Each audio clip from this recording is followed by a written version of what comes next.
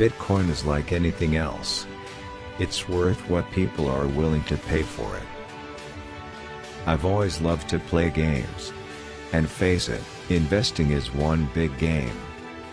You need to be decisive, open-minded, flexible and competitive.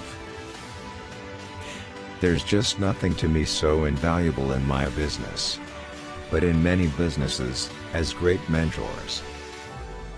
Whenever I see a stock market explode, 6 to 12 months later you are in a full-blown recovery. If you're running a business for the long term, the last thing you should be doing is borrowing money to buy back stock. The few times that Soros has ever criticized me was when I was really right on a market and didn't maximize the opportunity. You can be far more aggressive when you're making good profits. I like putting all my eggs in one basket and then watching the basket very carefully. Every serious deflation I've looked at is preceded by an asset bubble, and then it bursts.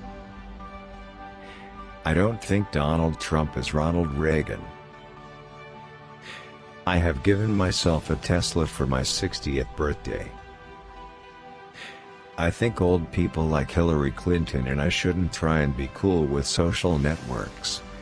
You know, maybe she should leave that stuff up to Chelsea. For 30 years I've been responsible for managing client money.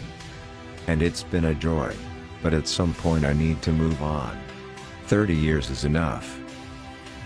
If you're extremely confident, taking a loss doesn't bother you. I don't really like hedging. To me, if something needs to be hedged, you shouldn't have a position in it.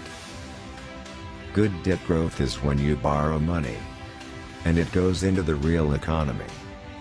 You do capital spending. You build businesses. I don't put Tesla in the Amazon category. They have not proved to me that, as a financial model and an economic model, it is going to work.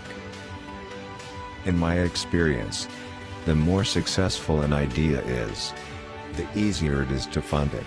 In philanthropy, it's almost harder. Carried interest. You're making money on somebody else's capital.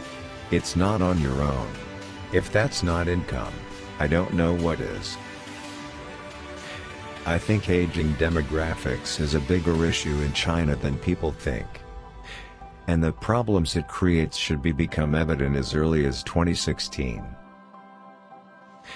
The way you create deflation is you create an asset bubble. All in all, I don't think robots and greater automation can bring about a utopian world as I imagined it would as a kid 50 years ago.